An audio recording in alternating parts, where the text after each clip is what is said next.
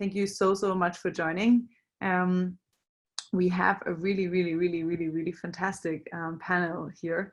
Today we are going to focus on a topic that I think is kind of like a unique topic that we can start kind of like that this crisis gives a new impetus to actually think about, which is how can the emerging focus on psychological well-being that is really kind of becoming quite prevalent during isolation be expanded to promote a culture of well-being and including kind of more promising evidence-based innovative solution.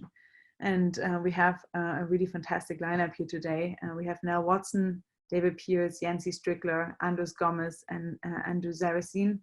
I think you may be able to find a little bit more info about the speakers in the chat. I think just a few words about maybe why I'm personally super excited to have them on the call is that, well, Nell Watson has been a previous Foresight Fellow. She's really one, I think, of the more elevating and calming presences that you can have around. And I think you'll find out about that once she starts speaking. And she gave a fantastic online salon in our series in the last few weeks on how to take care of yourself and others during COVID-19. And we're probably going to surface some of the tips that she gave in the session today. Then we also have Yancey Strickler. I'm super happy to have him. He has also been featured in one of our previous salons, and he gave a really incredible workshop on Bentoism, which is an easy self-guide for self-coherence. And we did a workshop on that, and it's basically trying to get your current self, your future self, the current us and the future us all in coherence, that you can make very kind of integrated decisions moving forward. So super happy to have Yancey on board. Next one up, we have Andrew Saracen, who is the president of the World Templeton charity. We met at a conference on artificial general intelligence that was now 2 years ago, I think. Oh my God, or was it? It was last year. It feels like ages ago. He really was quite inspiring because he, again, had a very high hedonic set point, I think. But he, I think that what the foundation is trying to do is really try to kind of like march forward into different ways in which we can make sense of a long-term future for humanity that is like a little bit more, I think, holistically and like spiritually enticing, but in a pretty grounded scientific way. So he gave a really great talk recently on how character strengths are the new frontiers of human development. I encourage you to all check that out. And then we have the next one up, Andres Gomez, who also gave a previous talk in our series on the era of time.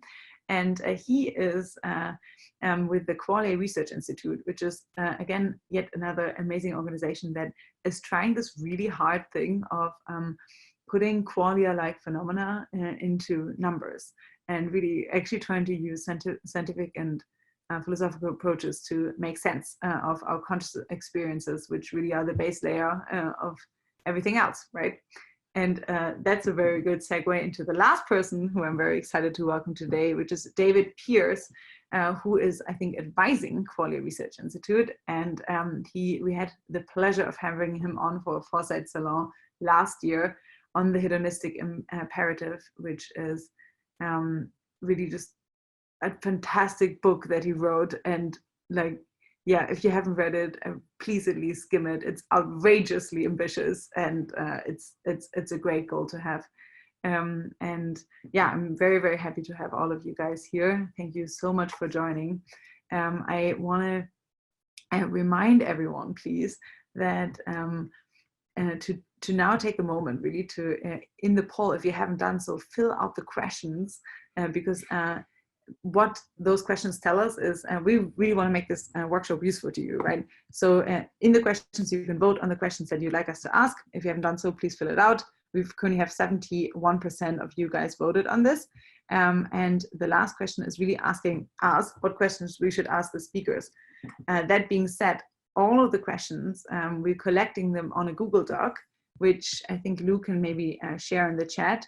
And that Google Doc is really meant for collaborative note-taking, right? It's, we usually send it out before the salon, and we take notes during, in it during the salon, and we kind of revisit it after the salon.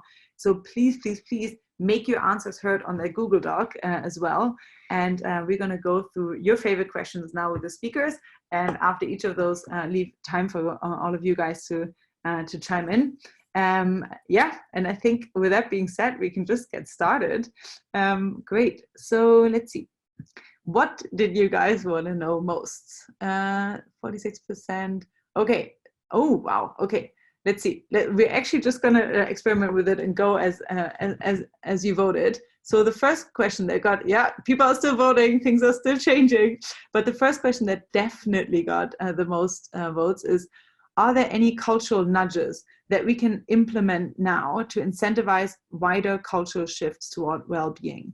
So this got the most votes. So that's the first question. I'm going to post it again in the chat, just that we can, oh, can't post it from here. So I'll post it again in the chat in just a second. But for now, I would love to hear Nell on the question. I'm going to repeat it for you. Are there any wider cultural nudges that we can implement to incentivize a cultural shift towards well-being? Nell, welcome. What's your answer? That's a very interesting question. We are in very interesting times.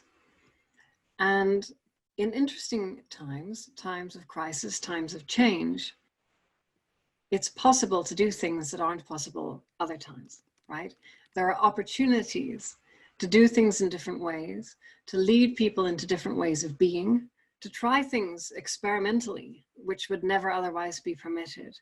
And I think it's important that we don't lose this opportunity, that we find some silver lining in these horrible experiences and this sort of chain of crises, and we turn it into something productive, right? That we spin straw into gold. And I think that culturally, it's time that we embrace this sitting at home, simple life experience, right? This type of experience which leads us towards baking our own bread and discovering just how delicious sourdough is. And why did we ever eat that processed crap anyway, right? To reconnecting with old friends that we haven't taken the opportunity to visit virtually in years, and to genuinely ask how people are doing, not just as a greeting, but genuinely because we are interested and we desire to know, and we desire to know that other people are okay. And I think that there are ground up movements for building a society which is more mutually supportive, which is acknowledging, enabling people to acknowledge their own weaknesses, their own loneliness, right? I mean, not many people like to admit that they're lonely. It's kind of a shameful thing, right? And yet now today we can express the anomie that we feel in society. We can express our desire that life was more than just going in to our office job and eating a burrito at lunch and then taking the bus home, right? That we desire for more, and that maybe it's not out there in the world, but it's actually inside us, right? It's in our inner space, it's in our relationships with other people, and it's in simple, meaningful activities like playing with a pet or baking a really good cake, right? So I would love to see more of an embrace of a slower lifestyle with less flash and pizzazz, but more earthy, rooted truth to it. Oh, I love it. What a glorious answer. I think I didn't promise too much when I said that. It's just very calming and elevating to hear you speak. Okay, next one up, we have Yancey. Do you want to answer the question? Yeah, hi. What's up, everybody? I think that there's already an existing trend towards well-being on an individual level. Like, it feels like the last 5 years especially has been an acceleration of like what health means, to go beyond major organs to other parts of ourselves. The challenge is like scaling that collectively. right? A lot of people individually are coming to terms with what it means to step into themselves, but how do you operationalize well-being at scale? I think you're seeing that happen a bit with New Zealand, Scotland, Iceland, those nations that are trying to mathematically define human well-being, that are trying to orient their systems in that way. And I think it's those kinds of like dashboards that drive collective decision-making. Like even at this point in time, society has splintered from a singular dashboard of the stock market, of markets to show our health, to now markets alongside COVID death rates, alongside now unemployment rates. And so it's a more of a multi-dimensional picture of what it means to be healthy or unhealthy. So I think it's making it top of mind with dashboards and things like that. And on an individual basis, it really is there. So I think that the opportunity to create more of a collective movement of demanding more thoughtfulness around the full self, I think that there's going to be a lot more openness to that than at other points in history. Lovely, thank you so much. Yeah, I totally agree. Okay, Andrew Saracen, do you want to go next in tackling that question? Sure, I'll piggyback on to the previous comments. I think, you know, I've been very interested in global goal setting around a multidimensional sense of well-being. I think I prefer the term flourishing, actually, rather than well-being, because it connotes both sort of relational aspects of human social connection, physical health, happiness, meaning, and purpose, which are kind of internalized narratives that are generated through social interactions and achievement of those, and close social connections. So when I think about the structures we use to define well-being or flourishing, I think they must include a multidimensional aspect to that. And so the people that I've been tracking most recently are people like Tyler Vanderveel at Harvard and the Human Flourishing Program at Harvard, where they and others have developed indices of human of flourishing that now are being integrated into things like insurance systems. So they've got a pilot project with Aetna, for example, because if these subjective measures are useful, they will be useful also in predicting future health, and can be integrated into a scheme like insurance. Similarly, I think I've been very interested in global goal setting around the Sustainable Development Goals, and trying to argue that the achievement of those goals, all of which are good and noble goals, require good people in order to achieve those goals. So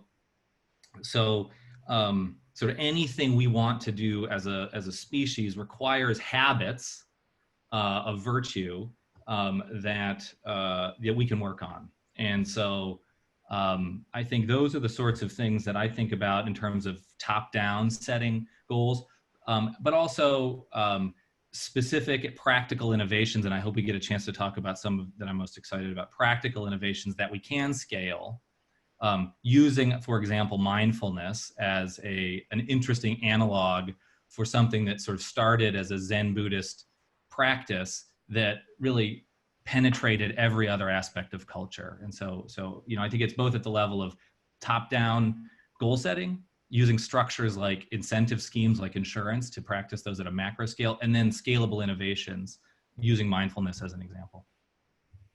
Lovely. Okay. Yes, we're definitely going to dive into specific tools in a sec. David, do you want to go next? Oh, good heavens.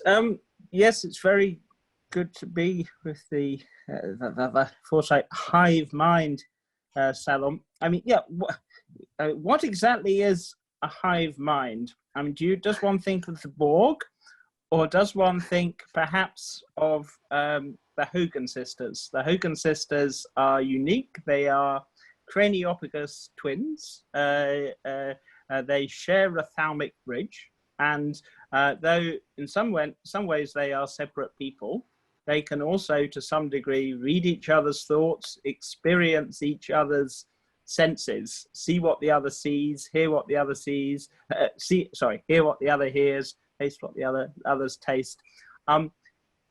In a sense, are they, as many people sadly might regard them as freaks, or do they give us an insight into the future? What would it be like if it were possible to construct reversible thalamic bridges so that one could mind meld with other humans and other non-human animals? And I think it would lead not merely to a revolution in morality, but also decision theoretic rationality, that if in a sense you can experience another person or non-human animal, a factory farm pig, the idea of behaving in the way we do today would seem not merely immoral, but utterly irrational. And I mean, I think it's wonderful, this salon. I envy the optimism of some of the other panelists. I'll be honest, my heart sinks. I would love to give you a happy tale of how this global pandemic will lead to an anti-speciesist revolution and the well-being of all sentients. But I read that, yes, by executive order, that slaughterhouses and factory farms are going to be kept open. And I mean, I think a lot of people at the moment are chafing under the constraints of confinement for most of the day to their homes. Now, imagine if for the next 3 months you were told that you wouldn't be able to turn round, and instead of having Netflix, that you were, essentially a factory farmed pig. So, yeah, on a brighter note, I would like to think this will lead to discussion of our treatment of non-human animals, an anti-speciesist revolution, and looking towards the long term, genetic engineering, recalibration of the hedonic treadmill. But sadly, yes, I'm pessimistic about timescales. Sorry. Oh, okay. Well, too bad. But there's a lot to do, I think, right? It's more a call to action, really. I think, let's see, do we have Andres here? Andres Gomez, are you here? Okay, good. Then I think, who would like to chime in? Who hasn't yet?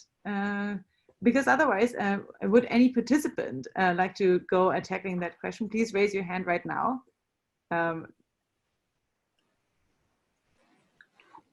Okay, good. Then we're going to move on to question number 2. And honestly, I have to say, all of the questions here, it's insane because they've got a really close voting. So, and they're changing all the time. So if you haven't voted yet, you can really flip the tables here. Okay, the questions that afterwards most people want to answer is the question that Andrew was starting to answer just now, is if there's one thing you do after today to motivate a culture of well-being and psychological expansion, what would it be? And I think, we can already kind of like chime that in with the tool section, which got after that just the number of votes. So are there any specific tools, that people could take by the hand that are quite actionable right now? Andrew, do you want to go first in tackling that question? Sure, thanks. I'll actually give you 2 answers. So the first is typically when you wake up in the morning, you think to yourself, if you're like me, I've got a to-do list, that I want to work through that day. And I think one strategy that I've come to really appreciate is, instead of, operating on a list of doing, ask yourself, what is it that I would like to feel today?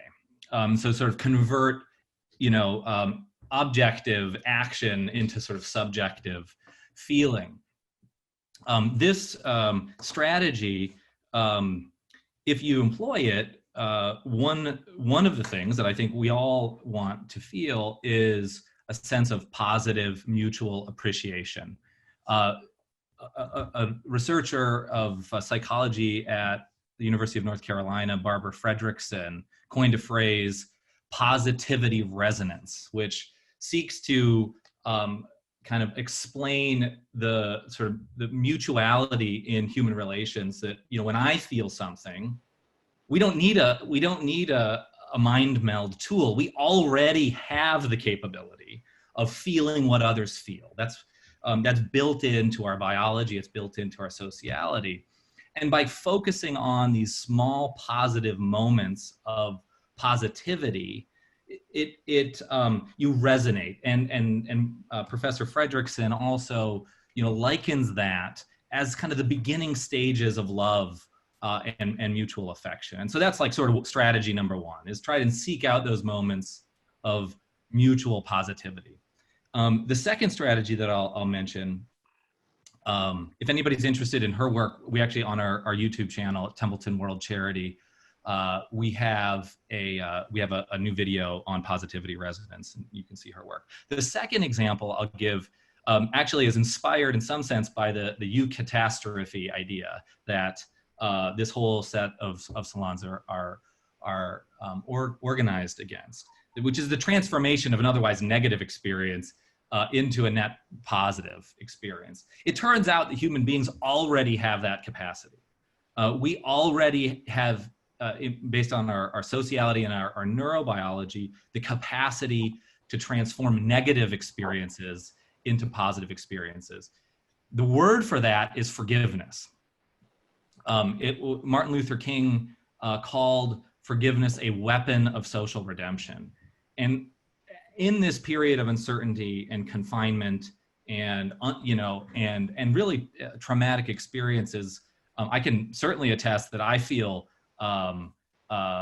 hurt in some ways, just because of the kind of stress that we're all under. But the practice of forgiveness uses that ability that humans naturally have to transcend those and convert unforgiveness into hope and optimism. So that's another strategy I think that's really exciting to take forward. Great. Yeah, two quite actionable ones, and we can start practicing forgiveness definitely today. I think next one up, we have Andres here, who has this very lofty Alder Calypso pseudonym, which is why I didn't find him earlier. But he's here, and he actually is working on a ton of very practical tools. And I don't know if you can show them, but if you actually have them here, it would be awesome if you could show them. Sure. I'll just I'll blend a kind of a quick answer to the previous question and these ones. So basically, I think definitely Burning Man as kind of a cultural nudge is really powerful. And I'm not talking just about, psychedelics and the drugs, but actually, people go to Burning Man, they don't need to take drugs and they still feel like extremely inspired. And I think there's a very deep reason for that. You can think of it as kind of a high doses of qualia enrichment or experience enrichment. Of course, we don't like to think of ourselves as animals for the most part, as of course, the situation is giving us a little bit of an empathy towards, okay, what it's like to be caged, not quite, but in that direction for sure. But yeah, in zoos, they use behavioral enrichment. They use all kinds of tools in order to make the life interesting of animals. And it definitely improves the lifespan and the outcomes and the overall engagement they have with life, and I think we shouldn't be afraid to treat ourselves in a sense, like animals in that way. So just to give you a couple examples, I think the point is not, rather the mindset should be to take ownership over your own experience. That we're not kind of in the same position anymore where we feel necessarily the compulsion to signal kind of out in the open, and instead we can kind of retreat in our own experience and actually try to make it very high quality. So just to give you a couple quick examples. So for example, you can make tactile boards, definitely making kind of craft art into something very practical, closing your eyes and really going deep into different textures. And that can be actually quite interesting, especially if you do it kind of in a meditative state, to kind of get in touch again with your tactile world. I would say another very big component you can do is, so a phrase I like to say is, you don't need to be phenomenally rich in order to be phenomenally rich, in the sense that you don't need to have a lot of money in order to have like very rich experiences. And you know, you can find like bulk discounts of, for example, essential oils.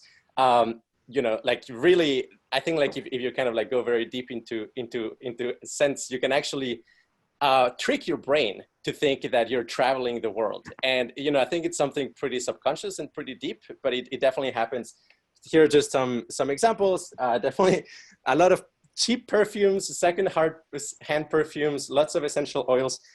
I personally am currently exploring the status of Pearce molecules. So these are like pure molecules and what they smell like. You can think of that as kind of a more advanced version of behavioral enrichment. But the kind of most promising, I think, tool we see, which is actually something we're working on actively as part of our research at Qualia Research Institute, is basically this prototype that includes several sub-packs. So these are vibrating, you could call them like backpacks or seats. I have like 2 in here, and we call it like full spectrum music, because if you basically vibrate these things at the same time as your flashlights in synchrony with music that you really like, it's practically like being at a concert. And you know, it sounds ridiculous to say that something like that can relieve loneliness, but I think it actually works. Like, and I'll just finish quickly by saying that, like, you know, Robin Hanson said that like the reason why in sci-fi they didn't predict social media was because it's kind of a low status technology. It kind of like addresses some of the problems that low status experience. And in that sense, it was never predicted. And I suspect a lot of technologies to relieve loneliness are going to be something like that. Just very, very effective, but completely unpredicted. Very nice. I've tried the sub-pack too, and it's totally fantastic. You can do it with meditation. You can do it like with a Muse headset even. It's insane. Okay, great. Next one up, Nell, would you like to have a go? Yeah, I think journaling of various forms is a very worthwhile and valuable activity. I have read a lot of wartime diaries, for example. And of course, people are going through very difficult, often hellish times, but they report feeling alive, right? And I think that's because they know that they're in a special time in history, and that they are contributing towards some greater future outcome. And I think finding meaning, as in perhaps Viktor Frankl's book, Man's Search for Meaning, is one of the most important ways that we can counter any feelings of despair. If we can focus on that big picture and understand that though the world may be completely chaotic, that we ourselves are able to form a little island of order within it. And in that island of order, we are able to encourage flourishing in another being, right? To give something to them. And that we, despite this tempest, have made a little difference in the world. And one of the best ways to find that meaning is to keep a journal, is to put down some of your qualia, some of your subjective experiences into a written form. Because in our memories, that always shifts, but if we record it at the time, then it's there forever, right? We always have that record. And if we record the things that give us meaning, and if we record the things that we are grateful for, then there are scientific studies that no less illustrate and suggest that should be a very good thing for human flourishing and for human well-being. Very nice. Thanks a lot. And I encourage you to check out Nell's salon as well, in which maybe we can post it in the chat. She gives like a laundry list of very, very specific actionable items that you can do right now to feel better, with links and everything. It's a fantastic PowerPoint. All right. And then I think Yancey probably also has a very actionable answer to this based on the workshop that he did. I will unmute you next.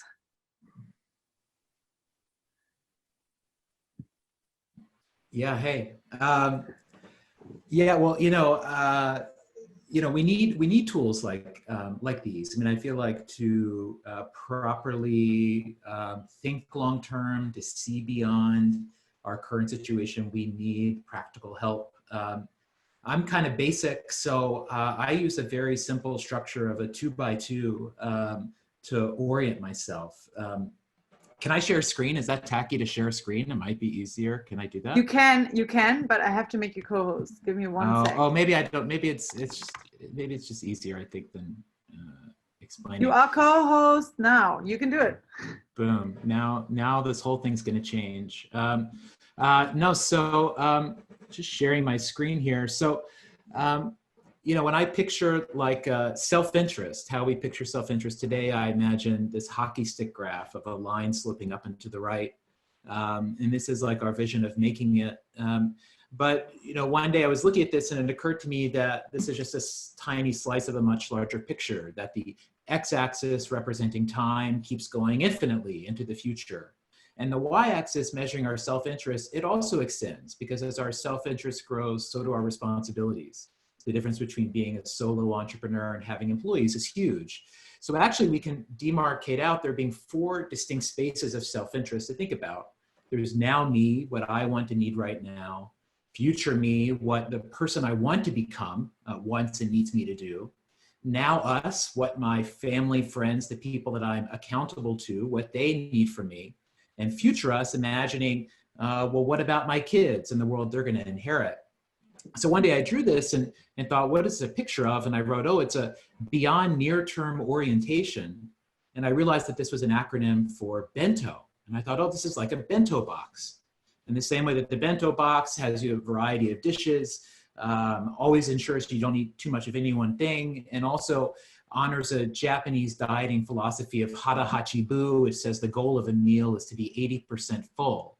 That way there's still room for tomorrow. You're still hungry for tomorrow.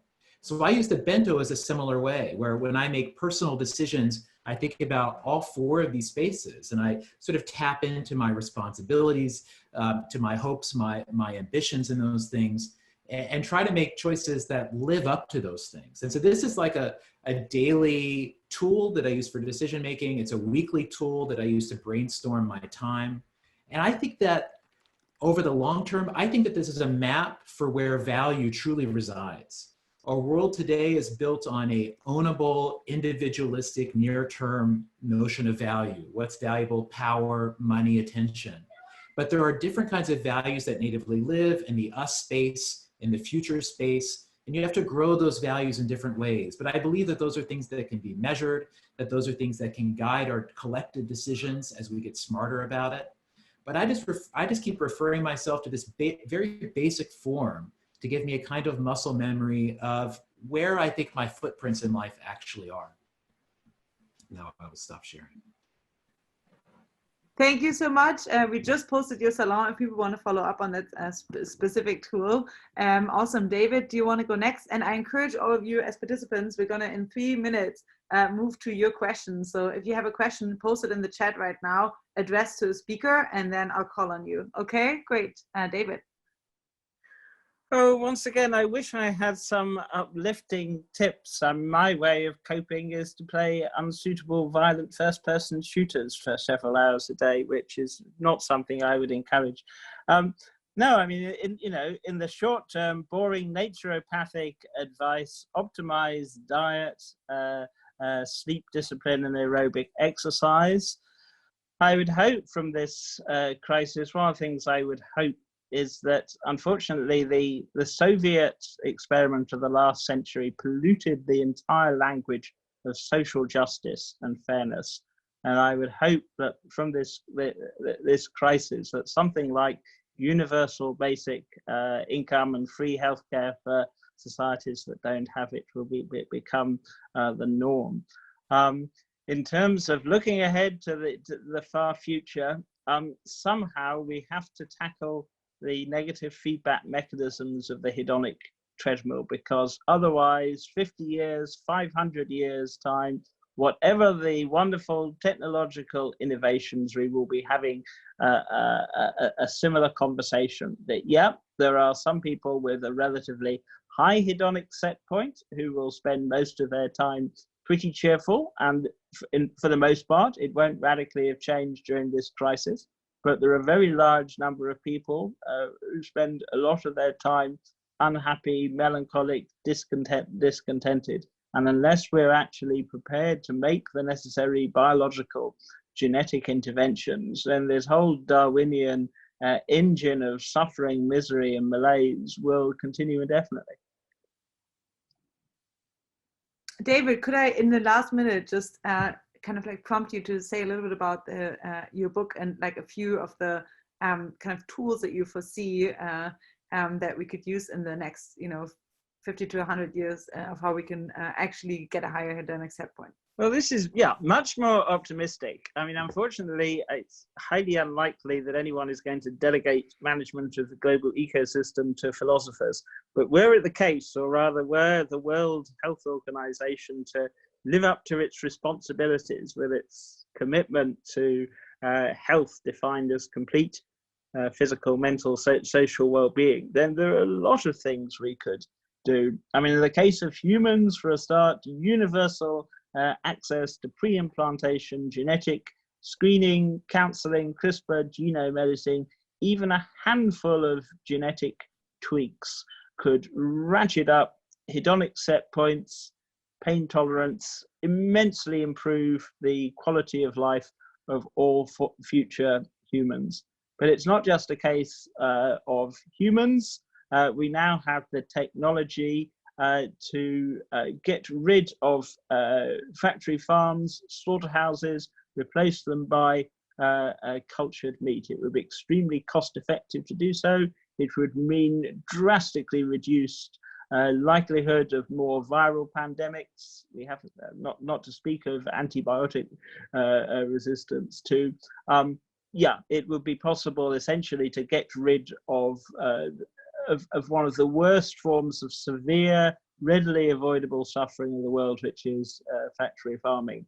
And looking further ahead, we are in a position, if we want to do so, to choose the optimal level of suffering in the rest of the living world. I mean, mastery of our genetic source code, our reward circuitry, means that we can essentially edit the genomes of any species. And in the case of free living members of any sexually reproducing species, it's possible to use synthetic gene drives to drive low pain, happy genes throughout an entire population at minimal cost. So one would first of all do pilot studies in self-contained biosphere.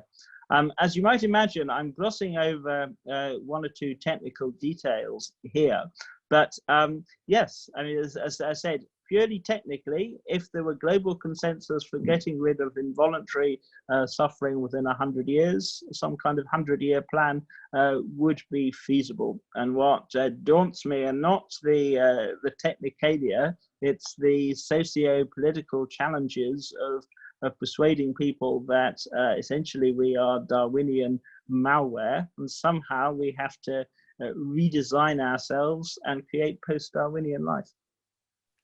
Thank you. Very nice. I posted the talk that you gave on the hedonistic imperative at our salon last year in the chat if people want to learn more about that. It was really quite fantastic. Thanks, Andres, for bringing David to San Francisco at that time. And okay, now we're going to go into participant questions. And we had David Grossoff, I'm going to unmute you. Could you please direct your question to one or two panelists to allow more questions to flow? That would be amazing. And I'm going to unmute you now. Okay, thank you.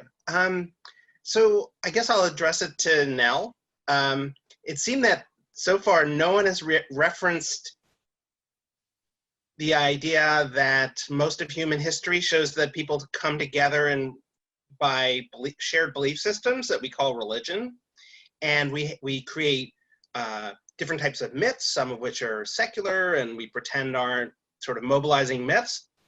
But there's this whole engine of creation of collective meaning about an imminent or distant, much better future. And that seems to be extremely important. And there are many, many other aspects of reinforcing norms with a sense of the supernatural or the sense of participation in something much bigger, the dialectical balance between everyone should feel like they're an incredibly small, tiny cog in a big universe, and also incredibly important in everything that they do. And all kinds of things that are part of religious traditions. And so far the discussion has had none of that. It's as if it never happened and it's not part of humanity. And I'll put Nell on the spot because she did mention Viktor Frankl and logotherapy, which is a very important mid-20th century statement of a kind of continuity between religious creation of meaning and a kind of existential humanist tradition.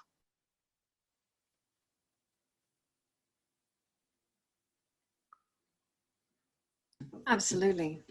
I think that many in today's world are wandering, trying to find that meaning which in previous generations people might have more readily discovered in some form of religious activity. I think we may be returning to that a bit. I think people are a lot more interested in spiritual things than they used to be. The pandemic is forcing people to be less materialistic in various ways. And I think that's actually healthy for people's spirits, if you will. And we're also starting to see a renaissance within things like psychedelics and entheogen, basically those things which connect us with the divine in whatever form that we feel it. I think that's also beginning to bring people closer to some kind of numinous experience. And I think those numinous experiences where we get in touch with something greater than ourselves, whether that is nature, whether that's the cosmos, whatever form it takes, I think that is actually essential for a life that is well lived and full of well-being. It doesn't necessarily have to be a conscious entity, but it has to be something out there that is bigger than ourselves and that gives us a feeling that, as you say, we are doing something important in our little activities, scurrying away in some tiny little corner of the universe, that we still matter, that the things we do, the things that we bring to others matters, right? That counter-nihilism narrative, which is so important in a world where, as Nietzsche said, God is dead and we have killed him. I think we're still trying to find answers to that question.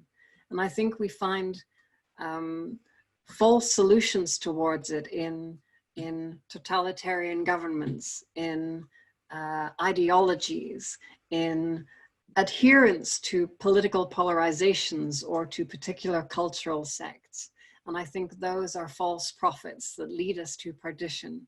I think that if we are to find the path, then we need to discover it for ourselves, and we need to do that hard work and find that train and ride it to wherever it leads, because that's where we find the answers that give us the peace to live with ourselves as we are, as we were, and as we could be in the future.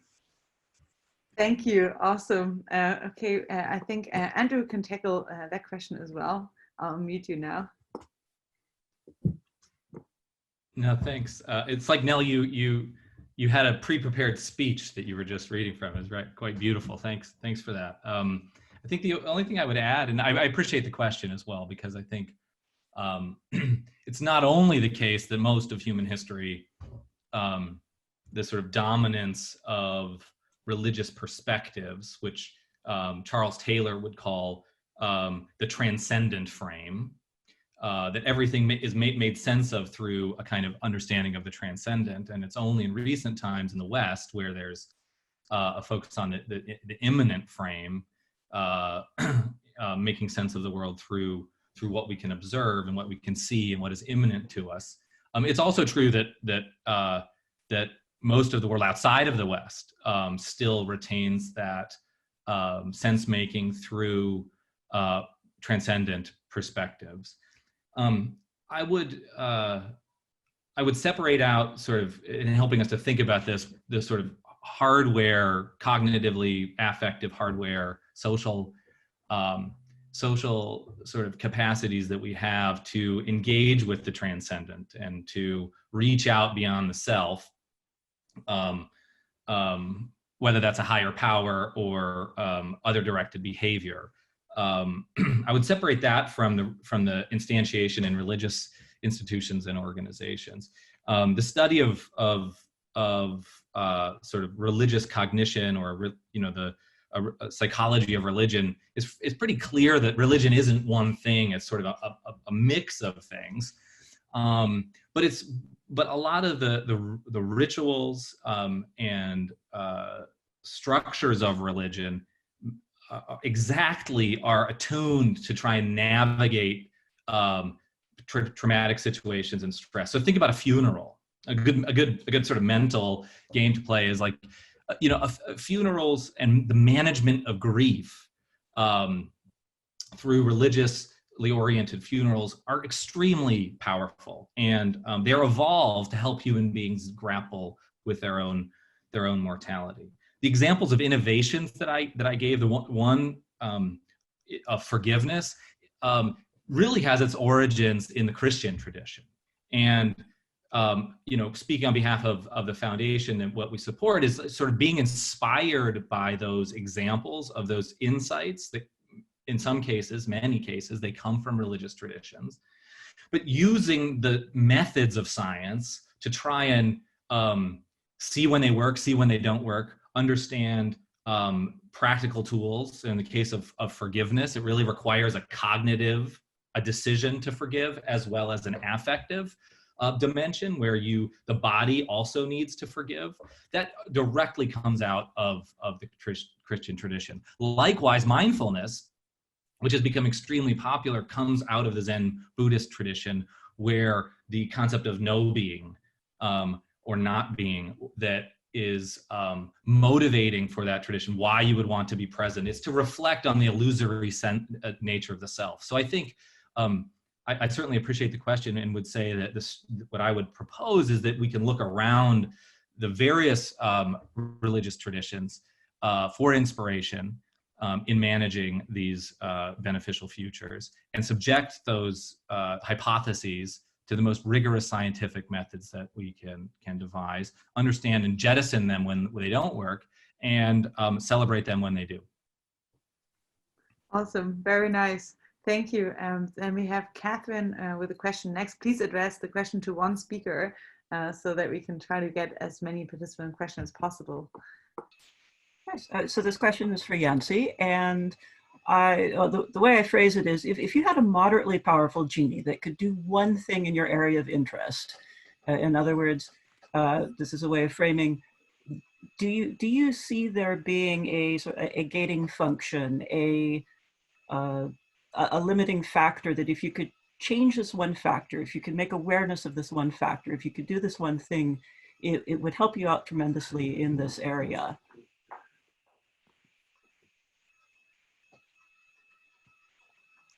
Yancey? Yeah, thank you. Yeah. Thank you. Hey, thanks for the question. I appreciate it. I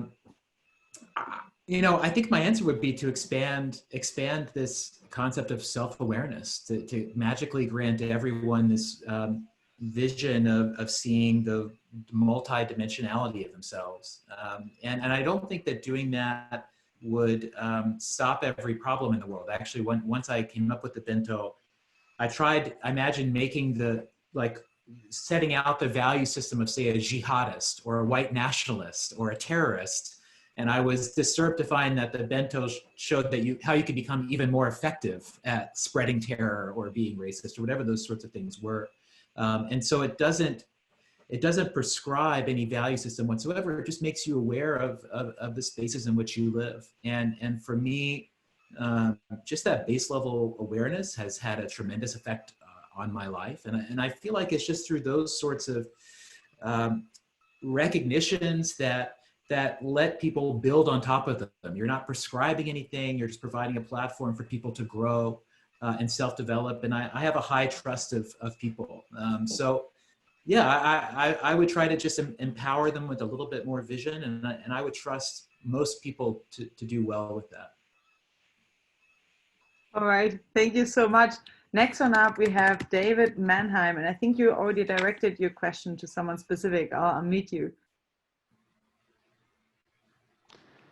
Hi, so yeah, I had a question about the claim that genetic engineering fixes a lot of these problems with hedonic set points. It's not clear to me why it is that the ability to manipulate the genome would give you the ability to change happiness set points. It just seems non-obvious, and I wanted to know more about why it is that you said that, given that, like, even if fundamentally it would be possible, it's not obviously tractable to figure out how to get there. Well, we already know that certain genes, something like the COMT gene with two main variants, one is associated with a relatively high, the other low hedonic set point.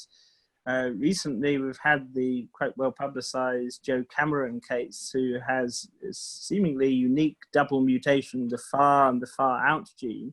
And though most of the focus has been on the fact that she lives a normal lifestyle, even though that she has minimal sensitivity to pain. She's, socially responsible, vegan, retired Scottish school teacher. She is incredibly happy. She never gets depressed, never gets anxious, never panics.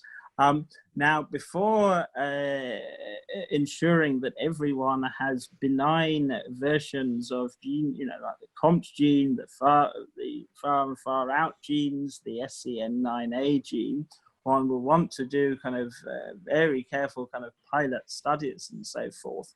But already we knew before the era of molecular biology from twin studies that hedonic set points, predisposition to low mood or hypomania had a high genetic loading. But now neuroscience is starting to tease out the molecular biological details. Now, needless to say, it is monumentally technically challenging to do so. But nonetheless, what is our long-term goal as a civilization? Do we want to conserve a signaling system based on the traditional pleasure-pain axis and quite unspeakable suffering in the course of a lifetime for even people who are relatively fortunate at some stage for absolutely terrible experiences? Or do we want to re-engineer ourselves?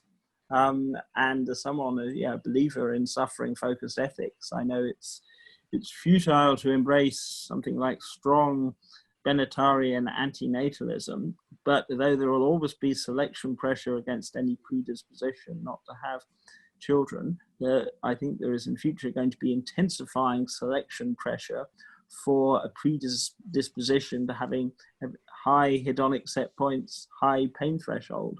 What form the well-being of transhumans and post-humans takes is speculative. A lot of people contrast happiness versus meaning, but one of the characteristics of becoming happier is that everything is much more meaningful and significant. I mean, no one says I feel blissfully happy, but my life feels empty and meaningless.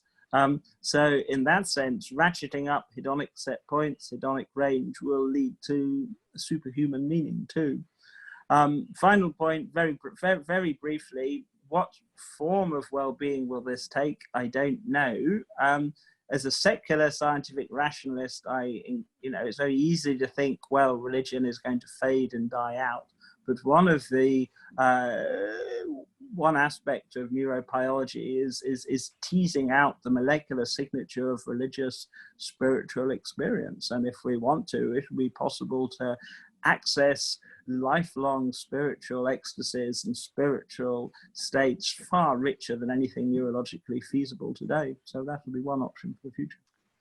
I feel like, I agree. I feel like Andres and Andrew wanted to come back on that, and I don't know, perhaps Nell too. What I would like to do now is, and we only have 2 more minutes left, give all speakers like a final way of like their final words, basically. What do you want people to take away from the session? And if you want to tie in a comeback to David as well, then please do so in a few words, as few words as possible, please. We'll start with you, Andrew.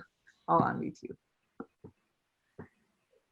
Thanks. I guess the history of human beings deliberately choosing to select for a trait in their own population is riddled with injustices and inequities. The history of the American eugenics movement literally would forcibly sterilize people because of perceived moral degeneracy. Or poverty. Poverty was considered a genetic, having a genetic basis. And so while it might be technically feasible to do so, the way that you would implement it would be likely to have the obstacles of, be likely to run afoul of the same power hierarchy that created the massive suffering in the first place. So I get really scared when I think of trying to optimize for a trait, and I'm not sure what I would choose, even if I could. So I think in the near term, these built-in virtues, some of them I've talked about today, some of them having a basis in spirituality, like forgiveness or gratitude or humility, are, I think, the best way not only to serve us right now when we don't have strong medical interventions against coronavirus, and also into the future. So the more that we can reinforce these sort of superpowers we already have without trying to engineer new ones, the better we'll be. So thanks, everybody. Thank you.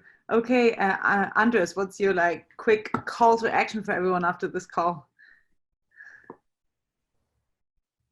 Yes, I think, the key thing I will highlight is that the dose matters, in a sense, like all of these things, meditation, like ecstatic dance, psychedelics, they all raise the energy parameter of your brain. And you need to get it high enough for you to actually get the benefits. You can cook something perhaps at barely the right temperature for 3 weeks, or you can choose to cook it in 5 minutes if you actually get to the right temperature. And part of the claim of Qualia research is that all of these things, including like art and ecstatic experiences, they all involve getting the energy parameter high enough. So don't be afraid of doing a lot of, in a sense, like behavioral enrichment to a high dose. It will actually help. You need to get to the high dose. Okay, well, don't try this at home, kids. Yancey Strickler, what's your call to action after this? Just that holistic awareness and self-coherence are possible on a daily basis. These are not things that are out of reach. And I think these are the building blocks for a more accurate approach to value and to growing the values that matter in life. So I would encourage people to visit bentoism.org, or I lead a weekly 20-minute meditation, bit.ly/weeklybento. You can check it out. Thank you so much. And Nell, I want to close us out. It's a time of heroes and villains. In the comic books, the heroes always have some kind of special superpower or some kind of special ability, right? Even Batman's Bruce Wayne is still a billionaire, even though he has no superpowers. But what those comic books obscure is that in truth, every one of us has an ability to be a hero. We have an ability to spot something suboptimal in this world, which could be done better and should be, and to make efforts to encourage a betterment of that situation, or to encourage some flourishing in a person or a community. Step up, do your bit, be a hero in these times in your own small way. And if we all do that, we can come through this and have a wonderful society as a result, a new society in a new dawn. Thank you. Thank you so much. Thank you to everyone, to all of our speakers who joined. I thought it was really fantastic. I encourage all of you, and perhaps Louis could share it in the chat, to collaborate on the docs. We'll send a follow-up afterwards to the Google group, so please sign up to that, and we're going to stay around like for a little sharing. I think, you know, to close it out, which is something that, you know, like, I think, you know, we are really doing something that is quite like unusual and amazing here. I'm having like really the time of my life every day. And, you know, I just want to say that, you know, Foresight really is like a community run organization, right? And we serve this like super wide community, and like I'm incredibly happy, you know, that we're growing. And I'm super excited to, you know, to highlight all of those specific projects. They are just so great, you know, and I think, you know, that kind of coordination effort is important to do. I think it sometimes like falls through the cracks, and it's kind of like hard to spot. So, you know, we are kind of like trying to ramp up and to create like a more of a global community in which we can coordinate more of those projects, right? And we would love to continue to do so. We are like a super small organization. We are, I think, currently at like under 500K a year. And, you know, Lou and I are working like day and night right now to like ramp this thing up. You know, we definitely can kind of like almost like sometimes I lay up at night and I'm like just like, oh my God, all of the things we could be doing if we didn't have, for example, to spend so much time on trying to grow this community and trying to do the social media work and so on. So this is like a super, you know, blatant way to say that if you have someone that you know of that, you know, can help us grow this community in a scalable way so that we don't have we can focus more on creating this really good content, because currently we're still focusing a lot of work on trying to grow the community because it's growing so fast. It grew to 500 people right now in this week. So it's kind of crazy and it's amazing, but we are definitely right now pushing above our weight. So if you know people that would be interested and would be great either at volunteering for this, or if you're interested in donating so we can hire someone to grow this, then please, maybe Lou, you can post a link to it. Please let us know. You can definitely direct the donation. We are just trying our best to kind of ramp up right now. And yeah, we're definitely pushing above our weight right now. So if you know anyone there that would be a good fit for either donating to hire someone or for that to do a volunteering effort, that would be super valuable to us. Anyways, we're really growing outside of ourselves right now, which is super exciting, but it's also it's a lot.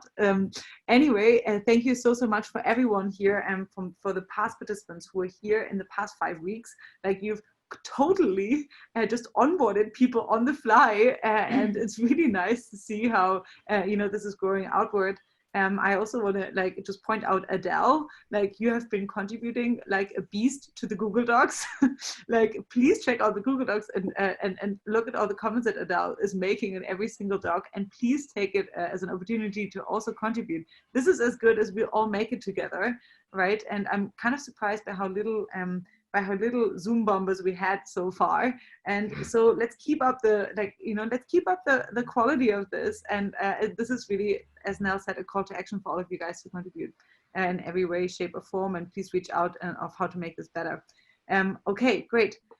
With all of that being said, and now I want to, oh man, I didn't even do that yet. I want to just let the speakers go if they have to be at a different meeting. I should have done this earlier. We're going to stay on for a little bit longer and to do some community sharing, and this is totally optional. And Lou, I think, has a few prompts prepared. I'm going to unmute myself and I'll say goodbye to you now, and Lou will take over with a few ways in which we can all share with each other.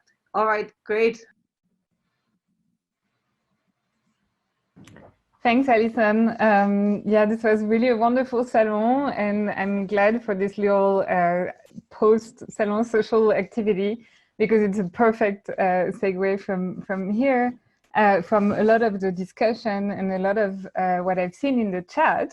Okay, so I'll paste here 10 prompts for self-reflection in the context of the COVID-19 crisis, and, you know, this like weird world we are currently living in. You know, the injunction that was written on, or supposedly written on top of the temple of Apollo in Delphi, know thyself or thyself. And So this is a little exercise to help you do that I want to offer. And I think what we could do is we could read through these prompts, and some who feel like they want to share can share. So of course it's an exercise in self-reflection and exploration, and it requires maybe to be a bit vulnerable to be sharing those. But I think we are all human, so we all have these things that are going on for us, right? And like sometimes hearing from other people is really helpful for some, you know, and feeling this, oh, I'm not alone in feeling this, or because there are for sure like a lot of interesting or like weird emotions and things that are popping up with this, I don't know, weird world we are living in.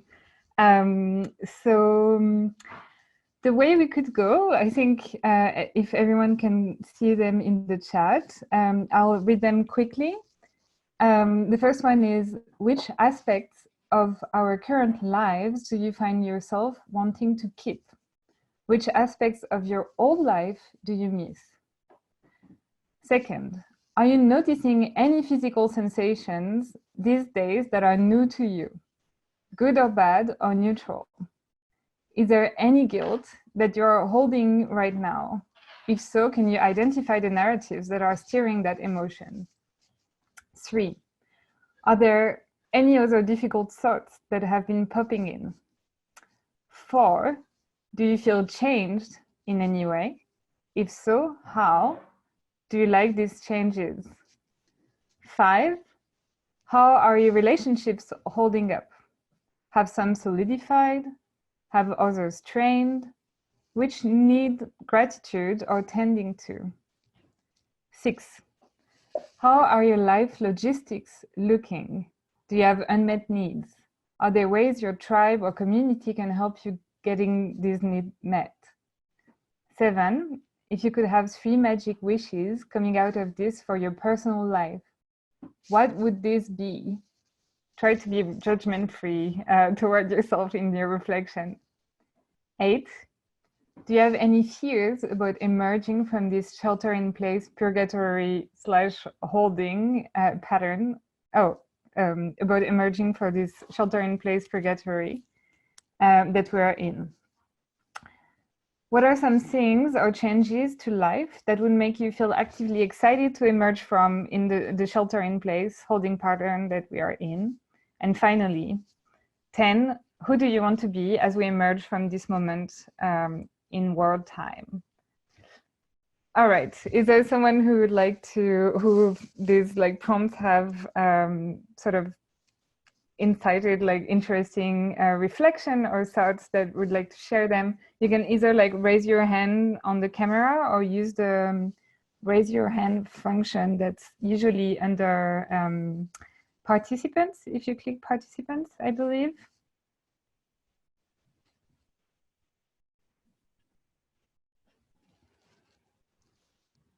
Creon, was that a hand or?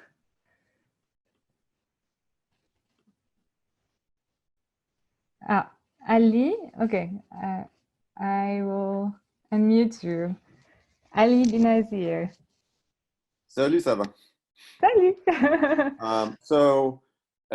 This may be a problem that people in this particular cohort can empathize with, because you're all very interested in interesting people and live in places like San Francisco and LA, and the issue was too much to do. So one of my very first world problems was that in San Francisco or even Los Angeles, there'd be like 2 or 3 things I wanted to go to every night. Guess what? Problem solved. There's nothing that I need to go to every night. I can't go to the casino to play poker. I can't go to a party. I can't go to a talk. Can't do much. So this whole notion of staying in place and being perfectly content with it, because you know that there's nothing else going on that could be better than this, is pretty powerful. And it's something that I've been practicing for a while, but not quite perfecting. And it would be great to be able to take this feeling back into the world when there are distractions, when there are bright, shiny objects vying for my attention that are saying, oh, if you're there, you'll be much happier. So that's one GIF I'd like to continue to have afterwards. Basically not having any more FOMO. It's the ultimate no FOMO. That is the technical term for it. No mo FOMO. Great. Well, thank you for sharing that. Anyone else has like some positive, like something that came out of this weird situation?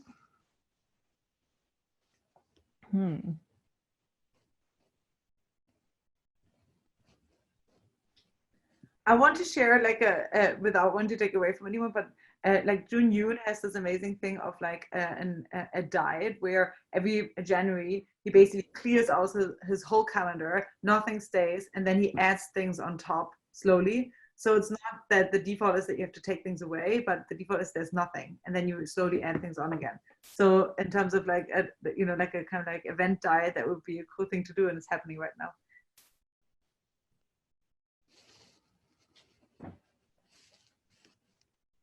Oh, I think Sergio, you have something.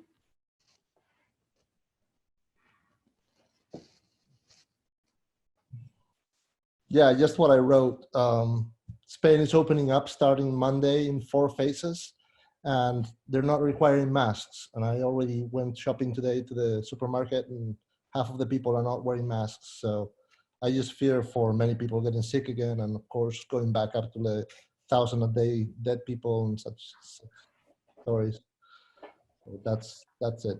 I just worry about others getting very sick, and I know it's going to happen in the US as well as things open up. So it's just going to be up and down. But it's just sad news every day when lots of people are dying and getting really sick. That's it. Creon, is that a question? Yeah, it is. I kind of wanted to respond. I don't want to be confrontational, Richard, who just spoke, more in the spirit of just discussion. I'm kind of wondering, there's been a lot of data coming out that the virus has infected vastly more people than we had originally thought, like a third or a half in many places, and that the vast majority of the people who are dying appear to be suffering from underlying metabolic illness to start with. And so I just wonder if all this fear and all this stuff about how everyone has to wear masks and all this kind of thing I just wondered, are we so certain that vast numbers of people are going to die when there's a fourth wave? If half the people have already had it, 98% of them have no symptoms, and of the 2% who have symptoms, and the few percent of those who hospitalize, most of them have underlying metabolic illness. Are we perhaps not so much overreacting, but reacting with like a ham-fisted approach, whereas it's actually more subtle than we think? I just think it's worth considering that option. I'm not trying to force it down anybody's throat, but I think it helps me to clarify things. Well, thank you. Perhaps the positive outlook on it is this terrible epidemics will cast light on like issues that deserve more attention, or at least sort of encourage like more action in this area. And I think maybe that's something that will be discussed on the health panel specifically, I think, which is week 2. Ted, you raise your hand, and then Nell, I think.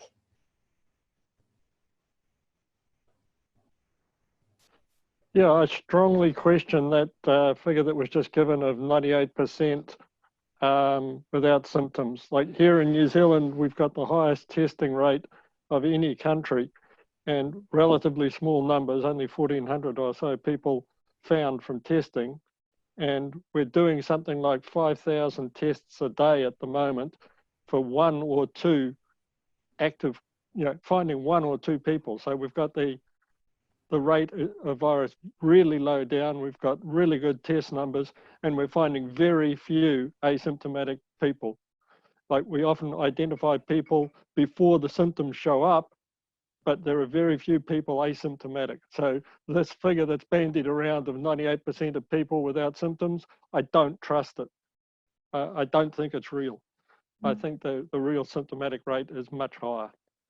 So that sort of talk that was just given, to me, sounds really dangerous. It sounds like an incentive to people to open things up again, when actually, yeah, sure, most of the people who die initially have underlying problems, but as a society, we spend huge amounts of money on keeping people alive. Like, we give people lung operations, we treat cancer, we do all these things, which leaves them then with underlying conditions. And if we're just going to say, well, okay, we're going to write off half of those people that we've invested in, anyone who's had a disease in the past, we now give them a 50% chance of going forward.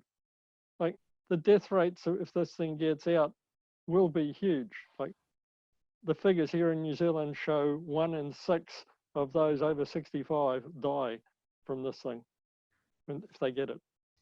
And we will have tools to fight it coming on stream over the next 12 months.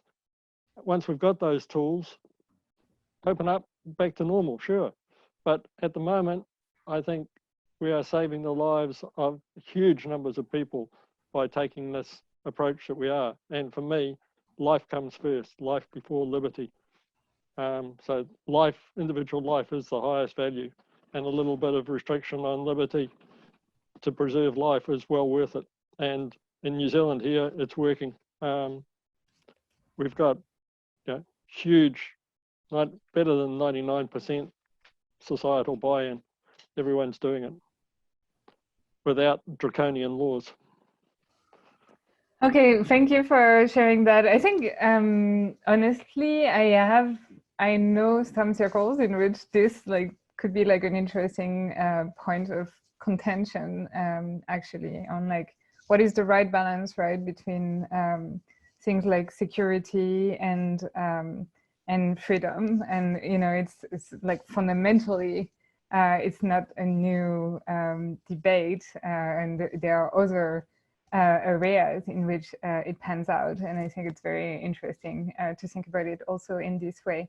Nell, I think there is like a lot of enthusiasm for hearing your answer to this question, like actually demand in the chat. So I would love to give you the floor if you can answer. I'm unmuting you or not. Thank you. Mm-hmm.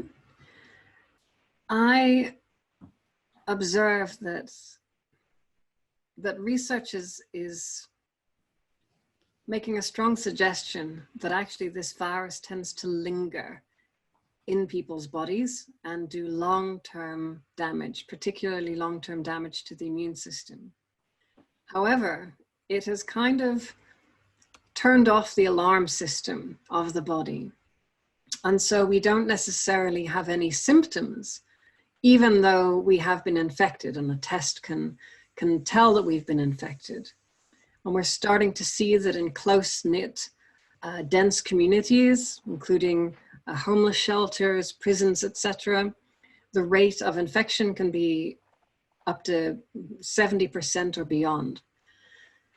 And there's a temptation to look at that and think, well, if so many people have this thing and nobody's dying in the street, then this must be okay, right? It's, the actual case fatality can't be that high. But unfortunately, as time goes on, we're starting to see that even young adults are suddenly dying of aneurysms, blood clots, because of the virus, right? Because the virus has continued to do its work, even though people didn't necessarily feel any symptoms. And now we're starting to see children, which are having massive multiple organ inflammasome issues. So but basically the entire body is undergoing something akin to a cytokine storm. The body ends up attacking itself. And presumably these children were infected months ago. And it's only now that this condition is beginning to manifest. We've seen sequelae, so follow-on effects to SARS-1, right, from 2003, 2004. And we've learned from that virus that between 25 to 40% of people that had it had lasting chronic fatigue issues that did not go away, even after years. They got better for a year or two, and then they plateaued, and they didn't get any better. And SARS-CoV-2 is not as immediately damaging as SARS-1. And so there's a temptation to think, well, most people will escape the worst long-term lingering effects. But we honestly don't know. We are learning that this is a very insidious virus, which is capable of so many different things that we've never seen before in any virus, which are essentially unprecedented. It is a doozy of a bug. And I think that we should apply the precautionary principle to this and ensure that we shelter as many people from catching it for as long as possible until we understand it better. Great, thank you so much, Nell, for your answer. Mindy, you're next. Am I pronouncing your name correctly? Hello, yes. That's right, Mindy. My name is Mindy, correct. And I wanted to share a comment actually in relation to which kind of to Lo's questions, and particularly the 8th one. Did you have any fears about emerging from this shelter? And I do have one, and that is in relation with the existential risk and existential hope. Particularly, equipped with the knowledge about COVID-19, it may be much easier for some biological warfare engineers to design a virus that has a long incubation period, like this virus does, and yet much higher mortality rates. So due to the obvious possibility of a biologically adept organization secretly engineering a virus with the antivirus available only to that organization, it is a realistic scenario for a global catastrophe where only the makers of the virus survive. So what could we do to avoid this scenario? And so I'd like to just openly ask this question, because this is really seems like a important existential risk, and we need existential hope for that. Wow, that's scary indeed. I think Alison has an answer, maybe to.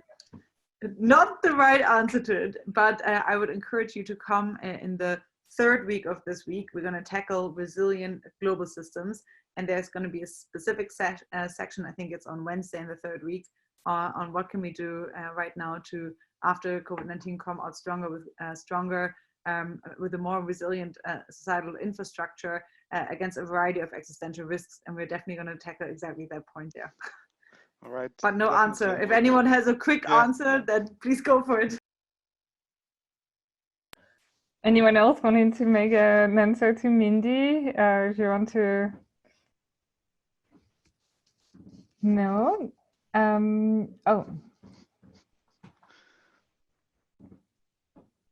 I'm not sure I saw anyone, but, oh, maybe Ted? Okay, Ted, you're unmuted now. David Pearce. Thanks. The answer to any problem like this is having distributed systems. You need to have systems, they don't need to be 100% effective, but they need to be widely distributed. So personalized water filtration systems, personalized air filtration systems, making sure everybody has a reserve of food in place for 2 to 3 weeks minimum. Like for a decade now, I've made sure I've had at least 4 months supply of dried food in the house. Like, we might get really bored of it, but worst case, we could survive 4 months without having to go out the door. With systems like that, we can buy enough time to build a general response. But in our globally interconnected world, as this virus has just shown, something can spread really, really quickly. And unless you've got that air filter, water filter, food supply in place, things fall apart. And it's not good enough just for us to have it for ourselves. Like, that's one of the things that the 7.8 earthquake we had here 3 years ago showed me. Like, my house was prepared for it. I'd engineered for an 8.5. So I was fine. Within 4 hours, I had my backup water systems, power systems, sewage systems all working. but nobody else in town had prepared for it. So within 2 days, it was abundantly clear that just me preparing for me wasn't enough. We had to prepare for the whole of society. So we have to have a whole of society distributed response available. When we've got that, we are, as a society, safe. Great, really great input. David, I think you had raised your hand at some point. I don't know. Let's see, are you still here? Yes. Can I unmute you for a second? And did you want to answer? Oh, hello. Can you hear me? Yeah. Yeah. Okay.